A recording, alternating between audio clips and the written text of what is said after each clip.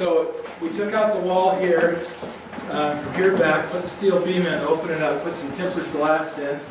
I had my guys do this one. The one thing I would have done differently would not have been the white wood tops on it. It would have been a metal top on it. Probably aluminum would have cased it. But this was our project of letting them make the calls, because when you've got 10 projects going at a time, it gets to be a lot.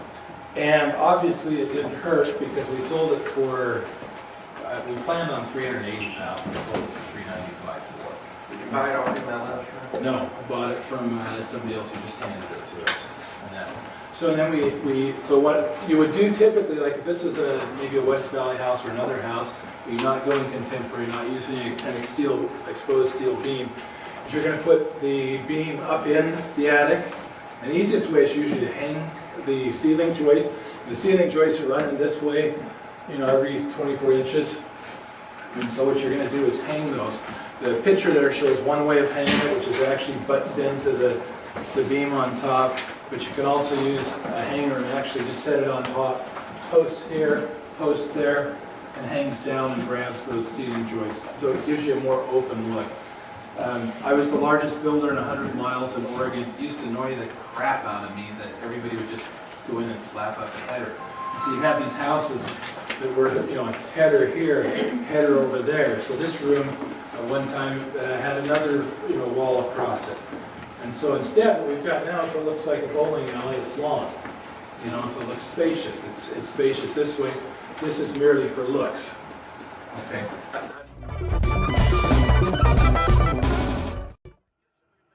The tile would have to be light. A lot of lighting in there. Might add a chandelier. Some of those other things in there to bring up a lot of light. That's what we want. So everything's going to have to be light to make the kitchen look bigger than it is, which is fairly small. Matt Atkinson, and then probably none of us in here have the builder background that you have, so the advantage is you just know what code is, where if you were starting out and didn't know this, how do you determine what's code or what's done appropriately if you're not going to pull permits? So how would somebody know? All right, there's a lot of stuff that is not done to code, unfortunately. Investors tend to cut, make a lot of shortcuts because it's cheaper, but some of those will come back to bite you. Like, here's a big mistake. We're going to vault the ceiling. So they'll go in there and it's got a 2x6 rafter or a truss, and they'll cut the ceiling out and vault the ceiling. And it's good for a year or two, or until you have a heavy snow load, and then it comes down.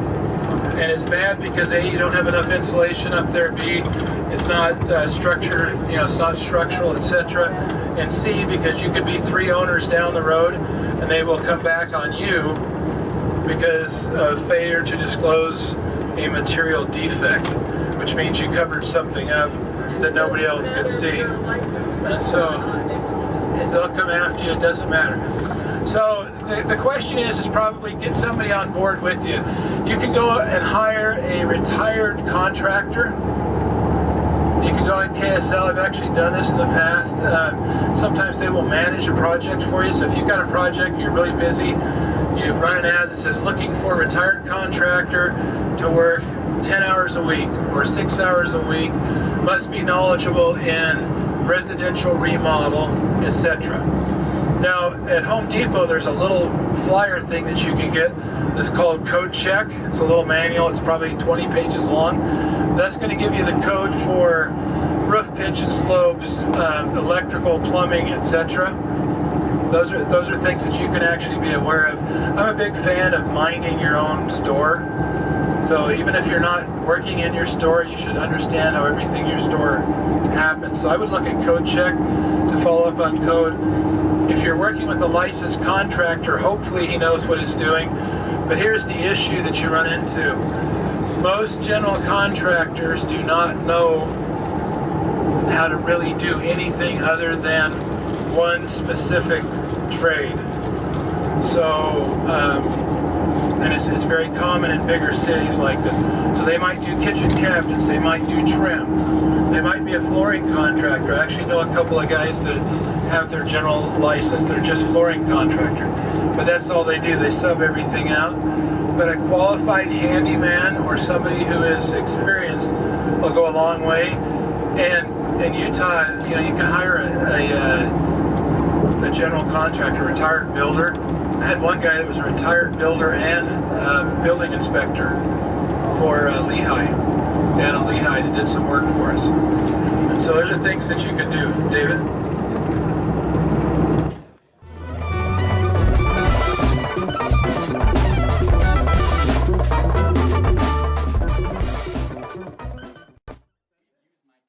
Cabinets in a solid color. Yeah.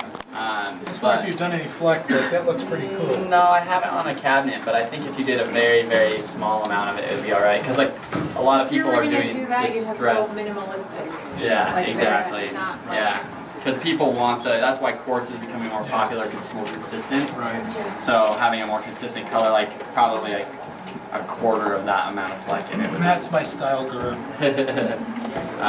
But yeah, like even doing solid, you know, just one But you color. can see how well it holds, and it fills in the pores of the wood, because this is what he went over, is this oak strip right here. And you can't tell that it's oak behind that. When you're talking about cabinets, you're talking about door fronts to them or something? Yeah, I actually might have him do that house in Riverton, or the South Jordan one, and just redo the front like in a black or something. So now you said this is a titchy tacky, but it will become really hard, like a porcelain It almost gets surface, harder, like yeah. a tile surface. It lasts a long time. So if it's your house, you don't want to like, you know, usually use simple green.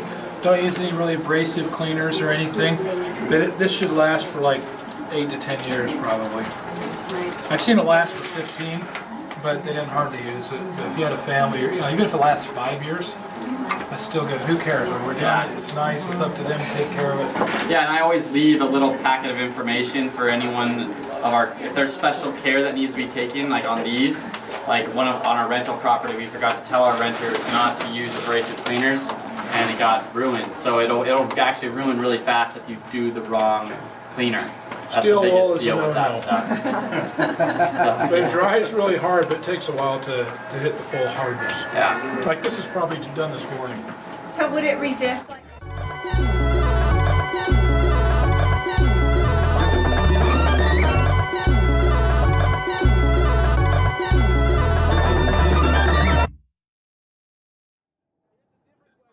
$100,000 with him probably to deal with it, but people always say, you know, what's the advantage to not being an agent?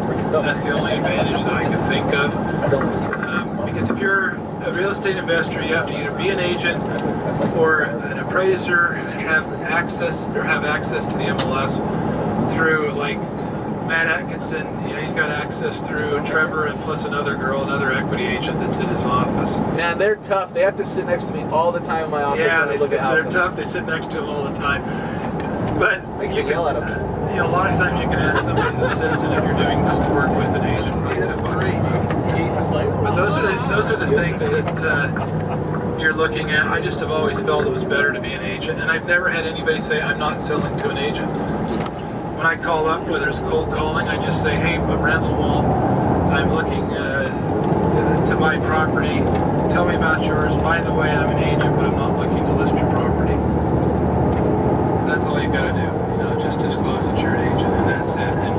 And I've never figured out what the fear was about being a real estate agent for real estate investors, because every guy I know anywhere in the country is either an agent, a broker,